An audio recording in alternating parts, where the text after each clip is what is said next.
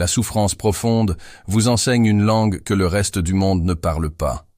Elle ne se crie pas dans la douleur, mais se murmure dans votre manière d'être, dans des traits de caractère que vous croyez peut-être être des défauts. Ce n'est pas une coïncidence si vous vous sentez différent. Vous n'êtes pas brisé, vous êtes simplement devenu fluent dans le langage de la survie. Cette langue secrète, c'est cette sensibilité qui frôle la douleur, cette force qui cache un épuisement, cette méfiance qui murmure derrière votre sourire. C'est une architecture intérieure complexe, bâtie pour survivre, mais qui peut vous laisser avec un sentiment d'isolement profond. Votre personnalité a été façonnée par vos cicatrices invisibles, vous donnant une profondeur que ceux qui n'ont jamais plongé ne peuvent comprendre. Mais que se passerait-il si ces traits n'étaient pas des faiblesses à corriger, mais des messages? C'est ici que la sagesse du grand psychologue Carl Jung nous éclaire. Il nous a enseigné que nos blessures les plus profondes sont souvent le berceau de notre plus grande force. Pour la psychologie jungienne, ces comportements ne sont pas des symptômes d'une pathologie. Ce sont des appels de votre âme, des stratégies ingénieuses développées pour vous protéger et, ultimement, vous guider vers une version plus entière et authentique de vous-même. Explorons ensemble 13 de ces traits, non pas comme des stigmates, mais comme les chapitres d'une histoire de résilience qui attend d'être comprise. Le trait numéro 1 est l'armure de l'hyper-indépendance. Vous êtes cette personne sur qui tout le monde peut compter, mais qui ne compte sur personne. Cette forteresse d'autonomie que vous avez bâtie, brique par brique, n'est pas un palais de fierté, mais une citadelle de protection. Votre hyper-indépendance est une armure magnifique, forgée dans le feu des déceptions passées. Chaque fois que vous avez tendu la main et qu'elle a été ignorée, ou pire, repoussée, une nouvelle plaque de métal s'est ajoutée. Aujourd'hui, elle brille, elle impressionne. Vous êtes le phare solitaire sur une côte escarpée, guidant les navires perdus à travers la tempête. Mais personne ne se demande jamais qui entretient votre lumière. Vous avez appris à être votre propre gardien, votre propre mécanicien, votre propre source de carburant. Mais le poids de cette armure, dans le silence de la nuit, est écrasant. Son froid vous rappelle la vulnérabilité qu'elle est censée cacher. Le monde voit un héros, un pilier inébranlable. Mais à l'intérieur, vous portez la mémoire de chaque bataille qui vous a forcé à vous tenir seul. Vous ne demandez jamais d'aide, non par orgueil, mais par une connaissance intime et douloureuse du prix du vide. Cette solitude n'est pas un choix de confort, mais la conséquence d'une blessure profonde, la certitude gravée en vous que la seule personne qui ne vous laissera jamais tomber, c'est vous-même. Le trait numéro 2 est l'empathie excessive. Votre empathie n'est pas simplement une qualité, c'est un système de survie. Vous entrez dans une pièce et, avant même d'échanger un mot, vous devenez une éponge émotionnelle. Vous ressentez la tension non dite entre deux personnes, l'anxiété masquée derrière un sourire, la tristesse silencieuse dans un regard. Ce n'est pas un don que vous avez choisi, c'est un radar que vous avez été contraint de développer pour naviguer dans des eaux dangereuses. Dans votre passé, comprendre les émotions des autres était essentiel pour anticiper le danger, pour désamorcer les conflits avant qu'ils n'explosent. C'était votre manière de rester en sécurité. Votre système nerveux a appris à scanner l'environnement, non pas pour le plaisir, mais pour la préservation. Vous êtes devenu un sismographe humain, vibrant à la moindre secousse émotionnelle autour de vous. Le résultat est que vous portez souvent le poids de mondes qui ne sont pas les vôtres. Vous absorbez la douleur des autres jusqu'à ne plus savoir où s'arrête leur tristesse et où commence la vôtre.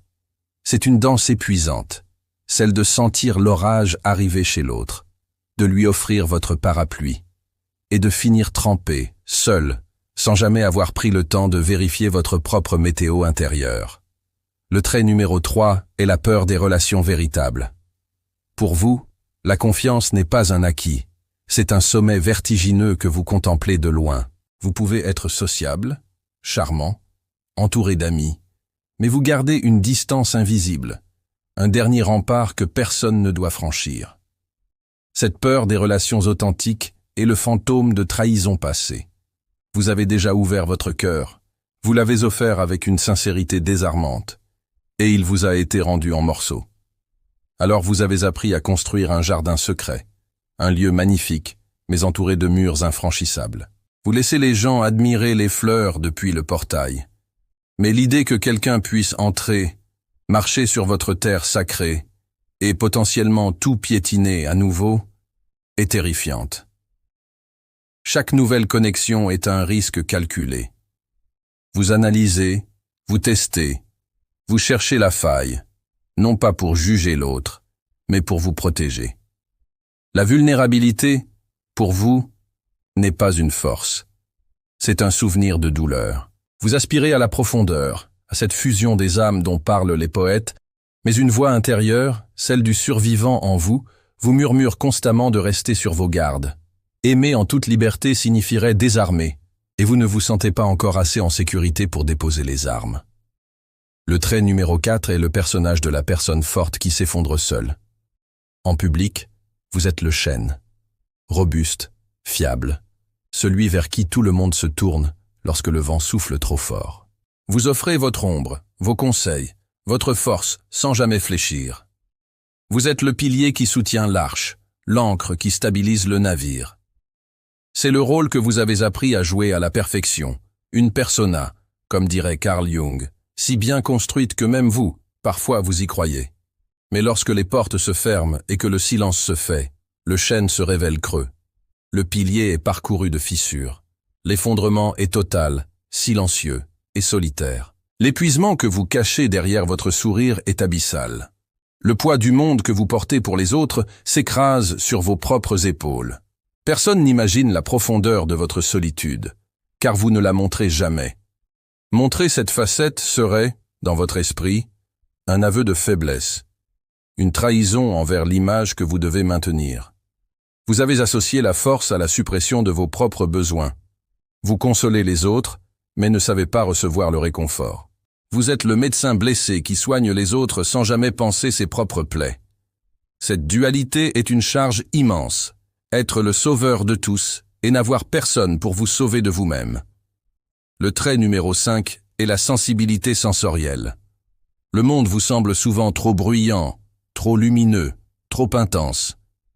Ce n'est pas un caprice, c'est une conséquence physique de votre histoire. Une personne qui a connu un traumatisme ou une souffrance profonde vit avec un système nerveux qui est resté en état d'alerte. C'est comme si le volume du monde était constamment réglé au maximum. Les bruits soudains vous font sursauter de manière disproportionnée. Les lumières vives d'un supermarché peuvent vous donner la nausée. Une foule peut vous submerger, vous vider de toute votre énergie.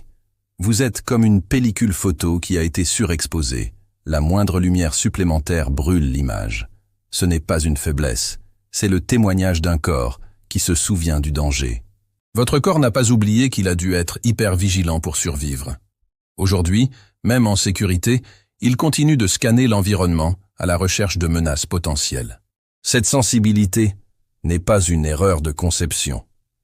C'est la preuve que vous avez survécu à des situations qui exigeaient une attention de chaque instant.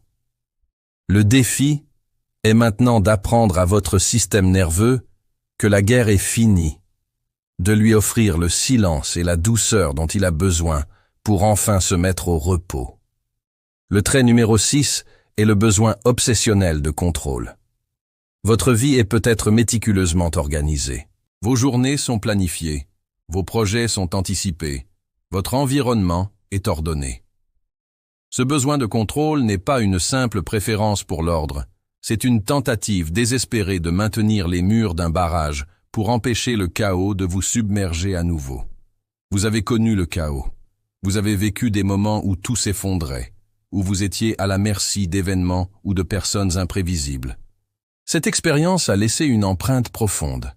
La croyance que si vous ne maîtrisez pas chaque détail, tout peut basculer dans le vide. Vous êtes le chef d'orchestre d'un orchestre symphonique, essayant frénétiquement de contrôler chaque instrument, de peur qu'une seule fausse note ne provoque une cacophonie assourdissante. La spontanéité, pour les autres, est une aventure. Pour vous, c'est une menace. L'imprévu est un ennemi. Ce besoin de contrôle est épuisant, car la vie, par nature, est incontrôlable. Vous menez une bataille constante contre l'incertitude, une bataille qui vous laisse anxieux et fatigué. Ce n'est pas le pouvoir que vous cherchez, mais la sécurité. c'est le cri d'une partie de vous qui a été si profondément déstabilisée qu'elle croit que seule une vigilance de fer peut empêcher le monde de s'écrouler une seconde fois.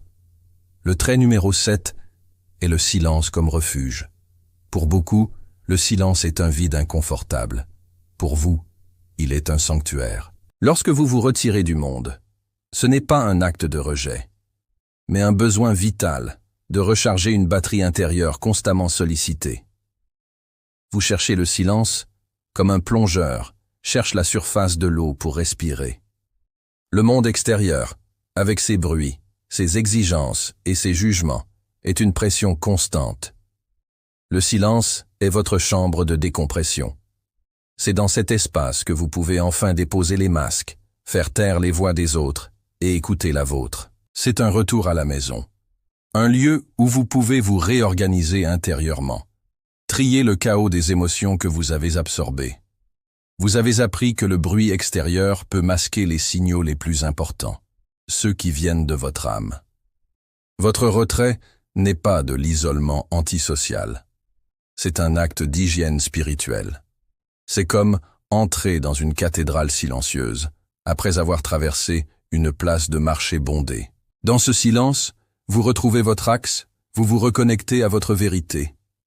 C'est le seul endroit où vous pouvez entendre les murmures de votre intuition, cette boussole intérieure qui vous a guidé à travers les moments les plus sombres. Le trait numéro 8 est un cœur trop gardé. Votre cœur n'est pas froid, il est fortifié. Il ressemble à un coffre ancien, rempli de trésors, mais protégé par des serrures complexes et une lourde chaîne. Vous ne donnez pas les clés facilement. Cette protection n'est pas née d'une méfiance cynique, mais d'une sagesse acquise dans la douleur. Vous avez déjà laissé la porte de votre cœur grande ouverte, et des voleurs sont entrés. Ils ont pris votre confiance, votre innocence, votre vulnérabilité, et sont repartis en laissant tout en désordre. Alors vous avez appris à garder votre trésor.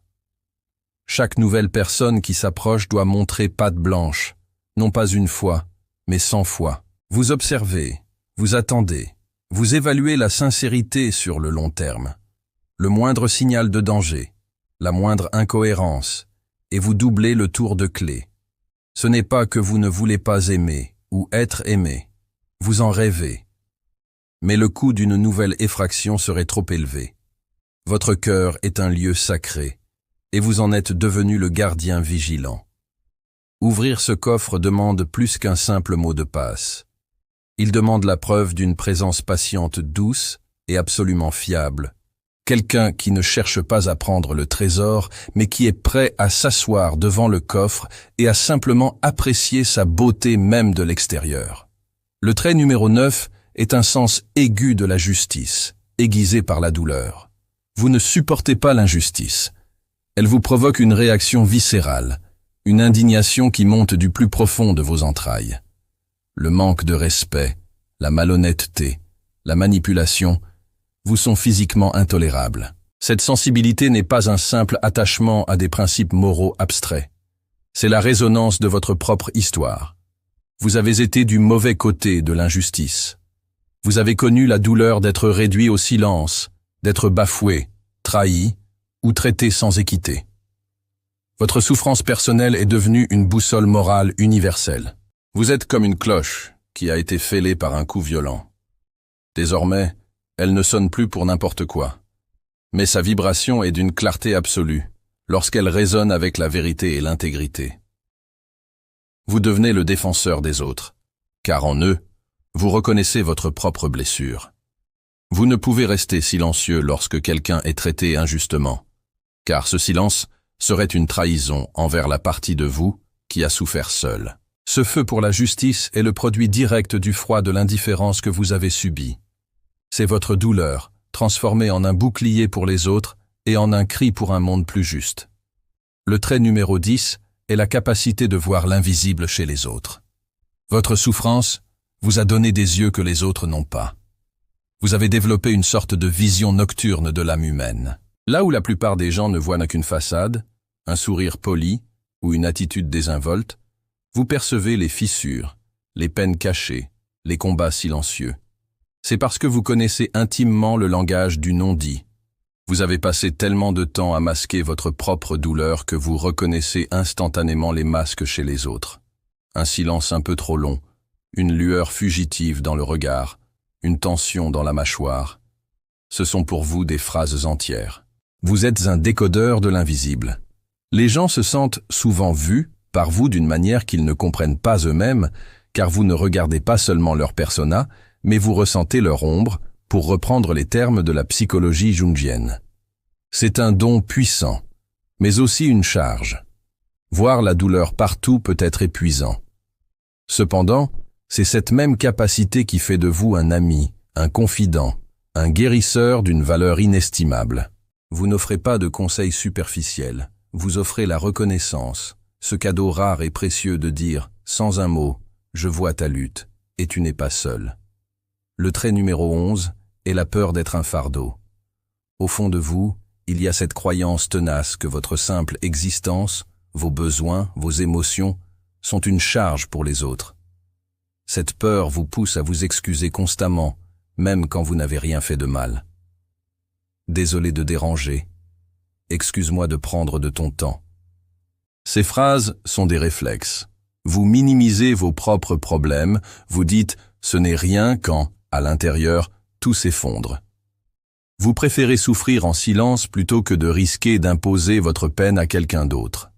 Cette peur est la voix d'un passé où vos besoins n'étaient pas les bienvenus. Où l'on vous a fait sentir que vous étiez trop sensible, trop demandeur, trop compliqué. Vous avez intériorisé le message que pour être aimé, il faut être discret, transparent, ne jamais causer de vagues. Vous êtes comme un invité dans la maison de quelqu'un d'autre, marchant sur la pointe des pieds pour ne pas déranger, alors que vous êtes dans votre propre vie. Ce sentiment de culpabilité d'exister vous empêche de demander ce dont vous avez légitimement besoin, du soutien, de l'écoute, de l'aide. C'est un cycle d'auto-effacement, où vous vous privez vous-même du soin que vous offrez si généreusement aux autres. Le trait numéro 12 est la capacité d'apprécier les petites choses. Quand on a traversé l'enfer, la simple tiédeur du soleil, sur la peau, devient un miracle. Votre capacité à vous émerveiller des petites joies de la vie n'est pas de la naïveté. C'est la sagesse de celui qui a connu la perte. Vous avez été dans des déserts émotionnels si vastes que la découverte d'une seule fleur sauvage est un événement bouleversant. Alors que d'autres courent après le bonheur spectaculaire, vous le trouvez dans la saveur d'un café chaud, le matin, dans le silence paisible d'une pièce vide, dans le ronronnement d'un chat, dans un sourire échangé avec un inconnu. Vous avez appris, de la manière la plus dure, que la vie peut être fragile et que tout peut être enlevé en un instant. Cette connaissance ne vous a pas rendu amer, elle vous a rendu incroyablement présent. Chaque petit moment de paix, de beauté ou de confort est un trésor. C'est comme si votre souffrance avait nettoyé les vitres de votre perception, vous permettant de voir la couleur et la lumière avec une intensité que d'autres ne peuvent soupçonner. Cette gratitude profonde n'est pas un optimisme forcé. C'est le réalisme poignant de quelqu'un qui sait ce que c'est de ne rien avoir et qui, par conséquent, chérit absolument tout. Enfin, le trait numéro 13 est le besoin d'un but après la douleur.